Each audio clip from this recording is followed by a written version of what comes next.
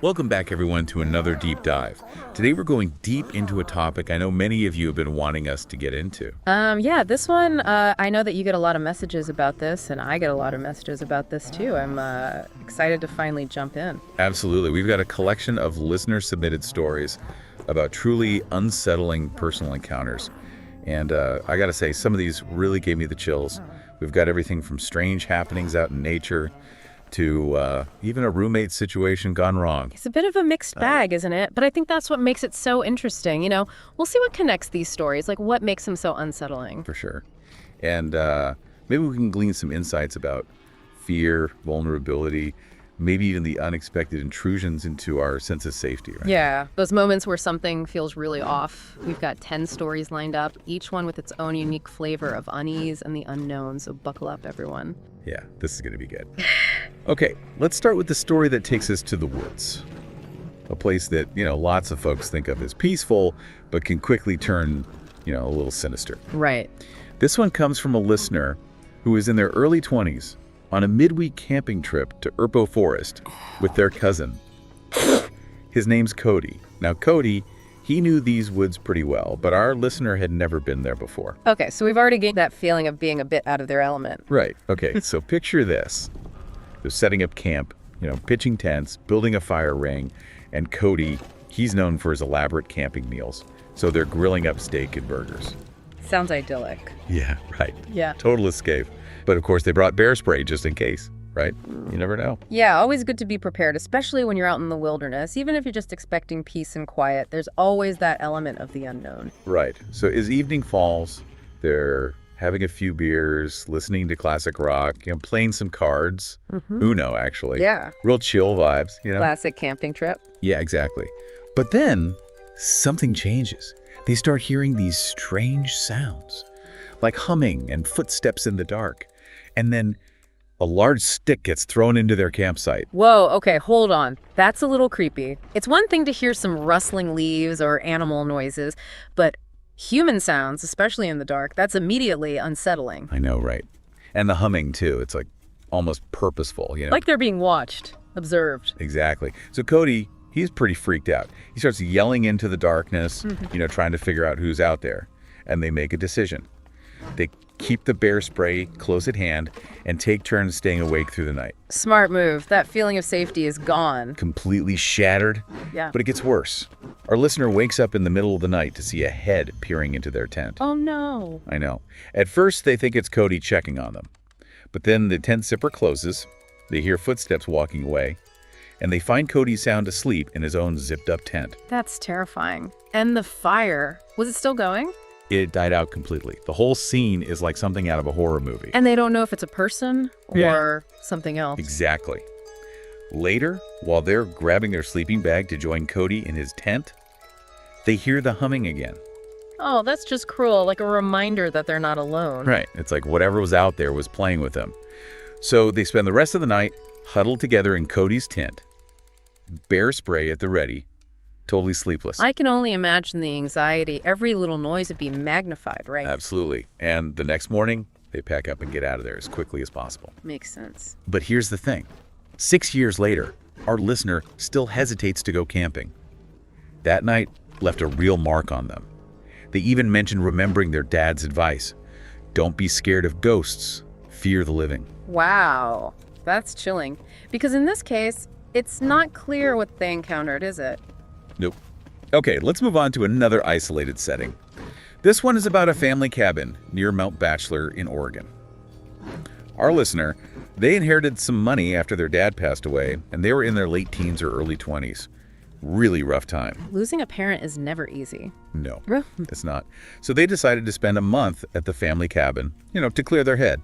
The cabin was vacant and up for sale, and they brought their dog, Midnight, with them. Always good to have a furry companion, especially when going through a tough time. Definitely. And for the first few days, it was exactly what they needed. Snowboarding, playing with Midnight, PlayStation, music, just trying to get away from it all. A chance to breathe. To heal. Exactly. But then, around day 3, the snow starts coming down. Heavy snowfall. They're basically stuck inside. And that's when they notice something strange. Semi-fresh footprints in the snow around the cabin. leading off into the woods. Okay. Yeah, I can see how that would be a little unsettling. In an isolated place, suddenly knowing someone else was nearby. I know, right? It makes you hyper aware of your surroundings. And then that night, their dog, Midnight, starts acting really weird. He perks up, runs downstairs, and then insists on going outside. And when they finally let him out, he pulls them towards those same woods where they saw the footprints. Dogs are incredibly perceptive, aren't they? They can pick up on things we often miss. For sure. And then it gets really strange. Later that night, they start hearing hoof-like sounds on the roof. Hoof-like on the roof. Yeah, not your typical Oregon wildlife. Yeah. At midnight, he wants to go out onto the balcony, almost like he wants to confront whatever's making those noises. Oh no, what did they do? So they're understandably freaked out, but they grab a flashlight and head out onto the balcony. And, well, let's just say they see something they can't explain. A tall, skinny figure, like 8 or 9 feet tall, crouched in a tree about 20 feet away. Long white arms holding a higher branch, and a mouth wide open but with no expression. Just a gaping mouth. That is not something you'd want to see on your secluded getaway. Definitely not. They went men back inside, locked the door, shined the light back out. Nothing. It's gone. Vanished. Like it was never there. But the night's not over. A while later, they start hearing light tapping at the screen door. Just tapping, tapping, tapping. For almost an hour. And Midnight, who wanted to go outside before, is now refusing to go anywhere near the door. It's like he knows something they don't. Right. Like he can sense the danger. Our listener even described this feeling of being invited to open the door, But then their dad's voice pops into their head. Stay in bed and don't do it. Chillin'. Totally. The next morning, they packed up their things, got out of there, and they've never been back. Let's move on to something a bit more relatable. We've all been there trying to find a good deal online. Craigslist. Facebook Marketplace. Yep. This listener was looking for a used iPhone 7 on one of those sites. They found a listing for a new phone at a really good price. The seller, a guy named Melvin, seemed normal enough in his texts, even sent a video of the seal box. Okay, standard procedure so far. Right. They even agreed to meet at a police precinct parking lot for safety. Smart. Yeah. But then Melvin starts changing the pickup location. First it's closer, then it's an hour north, out in the middle of nowhere. Red flag. Red flag. I know, right? But the deal was just too good to pass up, And luckily, our listener's friend, Martina, agreed to come along. Thank goodness for good friends. Right. So they get to the police station. No Melvin. Oh, no. He calls, claims his car broke down on some random secluded wooded road, asks for a jump start, says he has cables and everything. Nope. No way. Yeah, Martina's not buying it either. She's like, let's get out of here. But our listener convinces her to at least drive past the location Melvin gave them. Oh, no. I hope they didn't. They see a black car parked there, but no Melvin. At this point, Martina's like, we are leaving now. Good call. Right. Melvin's blowing with their phone, but they ignore him and go to a diner instead. Okay, at least they're in a public place now. Yeah, trying to salvage the evening a bit. But then, this lone guy walks in with his hood pulled up, sits at the bar, keeps glancing at them. Oh, no. I know. And then the waitress brings him coffee, and he says, "Thank you, darling," in Melvin's voice. That's just chillin'. It's like a bad dream. Right. Total confirmation that something shady is going on. They pay and get out of there fast. As they're leaving, they see the guy heading for their car. Oh, my God. They speed away. A few miles down the road, the tire pressure light comes on. Their tire's been slashed. It's like something out of a horror movie. I know. They had to change the tire on the side of the road, but at least they had each other. And hey, our listener still bought Martina dinner for being a good sport. Oh, that's sweet. Right. They're calling it their almost got trapped story. It's a good reminder to be super careful when meeting people online, especially for something like a Craigslist deal. For sure. Okay, on to a lighter topic, a strange high school reunion. Our listener was dating this girl, Phoebe. She was 28, 4 years older than them, only been on 2 dates, but Phoebe invites them to her high school reunion.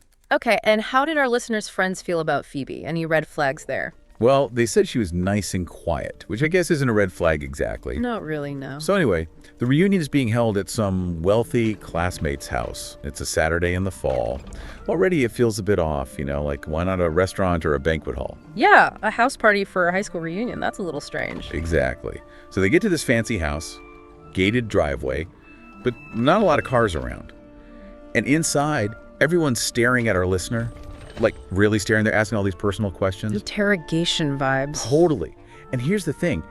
everyone looks way older than 28, like significantly older. Hold on. If this is Phoebe's reunion and she's 28, how are people so much older? That's what our listener was thinking too. And Phoebe's being vague about who the host even is. Plus, everyone's giving our listener these dagger looks, no music playing, and people are dressed weirdly. So uncomfortable. Super uncomfortable. Our listener, they excuse themselves to go to the bathroom and text their friends. They're basically like, this party's bizarre, I'm out of here. Yeah, you got to trust your gut in those situations. Right. And just then, someone knocks on the bathroom door. It's a younger-looking guest who leans in and says, "You should leave." That girl isn't who she says she is. Right. Then the guest asks what Phoebe said the party was. Our listener's like, a high school reunion. The guest just smirks and says, "Do these people look like they're going to a high school reunion?" And trust me, leave sooner rather than later. That's some straight-up cryptic warning material right there. I know, right? So our listener, they take the hint and leave. No goodbyes, nothing. They just go. Good for them. Right. Phoebe's blowing up their phone, but they ignore her. Later, they try to find her online. Turns out, her name isn't even Phoebe. It's Claire Foster. And the address they've been picking her up from, totally different from the one they found online. Oh my gosh. That's creepy. It's like she fabricated her whole identity. They blocked her number, never spoke to her again. Smart move. That's some Get Out level stuff. Right. Okay, let's shift gears to something a bit more grounded but still unsettling. This one's from when our listener was around 8 years old. They were home alone one night. Their older siblings were much older and not living at home. Okay, so already we've got that feeling of vulnerability, a young child all alone. Yeah. So they're sleeping soundly when they're suddenly woken up by a huge commotion downstairs. It's their parents, and they're freaking out. Oh no, that's got to be terrifying for a kid. Right. They hear their mom yelling at them to go back to bed. Then the front door slams shut and everything goes silent. Our listener, they figure their parents just left. So much confusion and fear, I bet. Totally. But then, a while later, they're woken up again. The front door closes and they hear footsteps downstairs. Then, more sounds. Steps and thuds, like drawers and cabinets opening and closing. The fridge opening. Oh no. They think it's their older brother Chris coming home late, trying to be quiet. Kind of make sense of it. Exactly. But then, the footsteps start coming up the stairs. Their door creaks open, and they see a black mess, like a shadowy head, in the doorway. They whisper, "Chris, Mom, Dad." Then, who's there? No answer. The door just closes. That's nightmare fuel right there. I know. A few minutes later, they hear footsteps going back downstairs. They figure it must be their dad checking on them. But still, silence. No response. Something's not right. No. So they go downstairs, in the dark. They see a tall figure in the kitchen and whisper, "Dad?" And a deep voice, another dad's voice, says, "Go back upstairs." Oh wow, that's terrifying. The moment they realize it's not their dad. Right. They run back to bed, heart pounding. Later, much later, their parents come home. They're shocked to see our listener still awake. Turns out, Chris had been in a car accident. That's why they left in such a hurry. Okay, so that explains the sudden departure. But still. Right. Our listener tells their parents about the person at their door, the voice in the kitchen. And then their mom realizes they left the front door unlocked in all the chaos. Oh no, that's every parent's worst nightmare. I know. Their dad searches the house with a gun. They call the police. Nothing. No sign of forced entry. Nothing stolen. But the emotional toll, especially for a child, that's huge. Absolutely. Okay, let's talk about a different kind of vulnerability. This one comes from a listener who worked as a direct care aide. They had experience, but they took this one-night job caring for a 65-year-old woman named Martha. Martha had a developmental disability and dementia. Okay, so we're dealing with a different set of challenges here. Right. Martha's daughter, Colleen, usually handled the overnight shifts, but she needed someone to fill in. Colleen explained that Martha might wander around at night. It's a common symptom of dementia. She said Martha wouldn't be sleepwalking or anything, just, confused and needing to be guided back to her room. Makes sense. So for the first few hours, things are quiet. Our listeners watching TV, and then they hear footsteps upstairs. They call out, but no answer. Classic dementia behavior, that wandering. Right. Later, they find Martha standing silently in the kitchen doorway. Suddenly, a plate Martha's holding shatters on the floor, and she yells, "Who are you?" Oh, wow. Yeah. Our listener calmly reminds Martha who they are, why they're there. It takes a few minutes, but Martha calms down, and they get her back to her room. Patience is key in these situations. Definitely. They give Martha some water and a melatonin, hoping she'll settle down. Then our listener heads to the spare bedroom to get some sleep. Sounds like they handled that really well. Yeah, they were great. But a while later, they're woken up by this slamming sound coming from downstairs. Like, bam, bam, bam. It's coming from the kitchen. What's going on? They go down to check, and they find Martha in the dark kitchen, repeatedly opening and slamming the oven door. Okay, that's strange. And a little scary. Right. So they call Martha's name loudly, and she stops. Yeah. Turns around, closes the oven, walks right past our listener, and goes back to her room. Slams the door. Like she's on autopilot. Exactly. Our listener follows her, finds her standing silently in her room, facing the wall. They ease her back into bed, and she finally seems to calm down. Must have been a long night. You have no idea. Later, our listener's trying to sleep, and they hear a sound coming from inside the closet in the spare bedroom. They see the closet door is cracked open, and a head is peeking out. Oh, no. They keep saying, Martha, trying to figure out what's happening. Martha opens the door, comes towards the bed, and repeats, "Who are you? I don't know you." It was like a broken record. I know. And then, as our listener reaches for the lamp, they see Martha's holding a large kitchen knife. Oh, my God. That's terrifying. They scream, tell Martha to put the knife down. Martha screams back and swings the knife at them. What? Our listener, they run out of the room, down the stairs, grab their shoes, and get outside.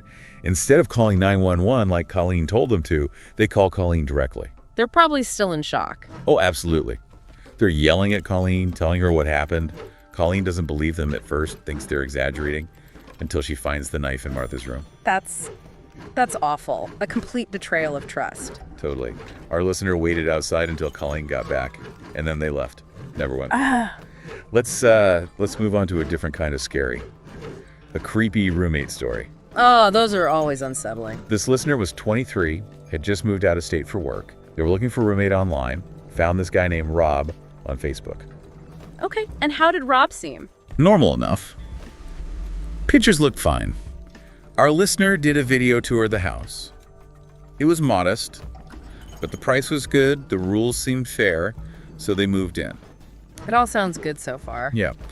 First day, Rob helps them move in, even, seems friendly, helpful. But the next day, things start to get weird. What happened? Rob gives our listener a tour of the town, which is nice, but then he suggests going out for lunch, maybe drinks later. It felt more like a date than, roommate bonding. Ah, so maybe his expectations were a little different. Yeah. Our listener politely declines, and Rob, well, he gets quiet. Seems upset. Okay, so not handling rejection well. That's a red flag right there. Definitely. The week goes by, and our listener starts noticing little things. Their laundry's been moved, a pair of their underwear is missing. Hold on, what? That is Yeah. not okay. Super creepy, right? So they decide they need a lock on their bedroom door, just to feel safe. Absolutely. Everyone deserves to feel safe in their own home. For sure. So they install a lockable doorknob while Rob's out. And that night, Rob doesn't come home at all. Oh no, that just adds to the creepiness. Right. The next morning, Rob's blowing up their phone, angry texts about the doorknob saying it comes off today. Our listener tries to explain, that he just wants some privacy, to feel safe.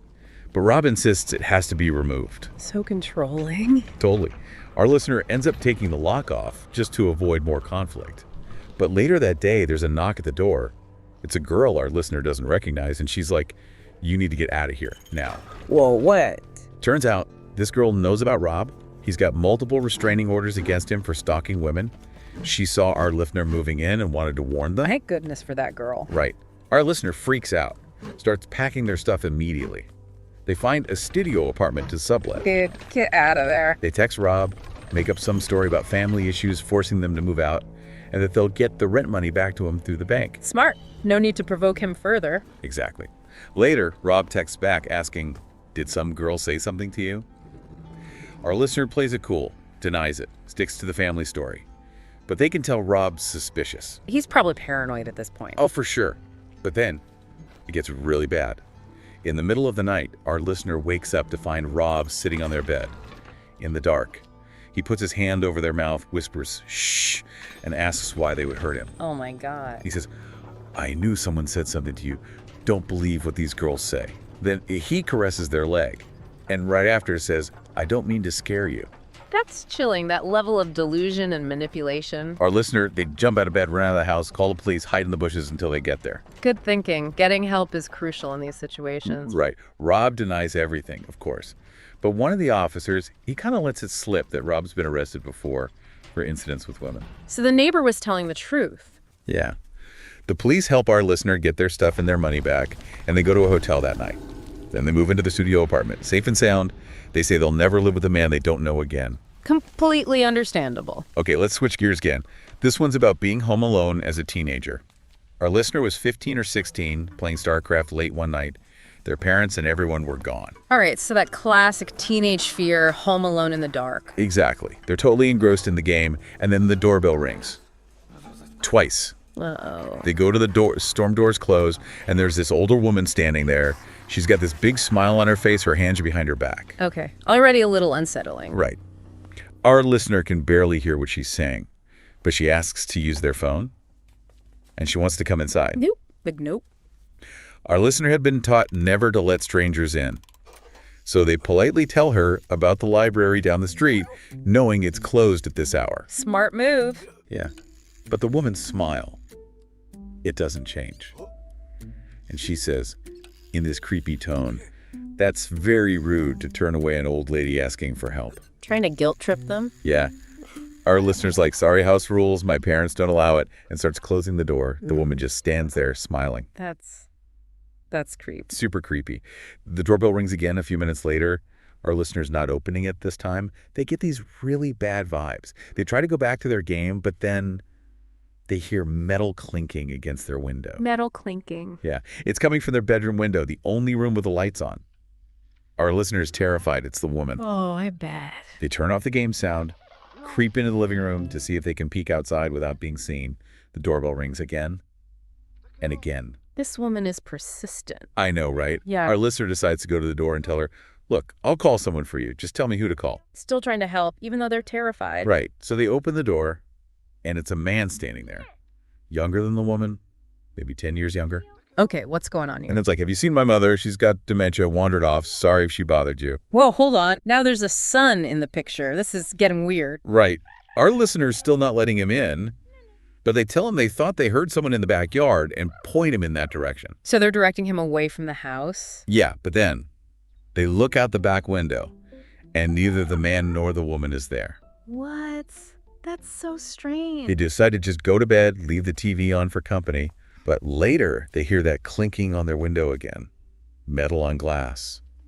They remember the concerned son, creep back to the window, lift the blind, and it's the woman. Oh, no. Same creepy smile, and now she's tapping a kitchen knife on the window. That is so scary. Right.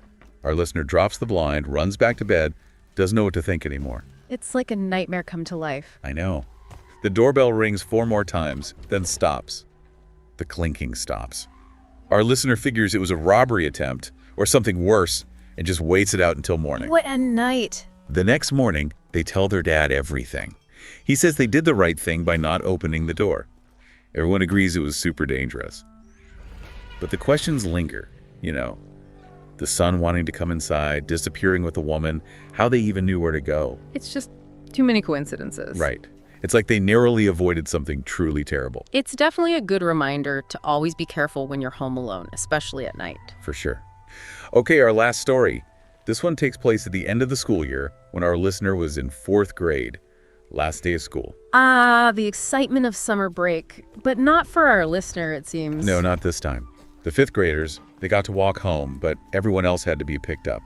Our listener's mom usually picked them up, but they had a play date planned with their friend Dennis from a different class. Okay, so a change in routine. Right. So they're waiting outside with their teacher, Miss Blue, and this man comes up to them, waves, introduces himself as Dennis's uncle, and says he's there to pick up our listener. Oh no, I don't like where this is going. Our listener tells Miss Blue, points to the man. Miss Blue's like, "Okay, go ahead." Oh, Miss Blue, you should have checked. I know, right? So the man, he's a fast talker, a little jittery, slight stutter. He walks really quickly to this dark red hatchback. Our listener gets in, and Dennis isn't there. Oh no, red flag. I know. They ask where Dennis is, and the man says he's already at his house. Our listener, they're shy, and confused, but they don't really question him. Oh, that's heartbreaking. They just trusted this adult. I know. The drive takes like 10 minutes, which is long for their town, and they're in a part of town they don't recognize. The man parks in front of a regular-looking house and leads them inside, locks the door behind them. This is terrifying. Inside, it's super dark. Curtains are drawn. The man smiles, and our listener's like, "Where's Dennis?" He gets all jittery and says Dennis is downstairs playing video games. Then he disappears into another room, and our listener hears a door closing and footsteps leading down to the basement. Okay, that's it. They're in danger. They know it too. Yeah. They try the front door, but it's locked. Panic.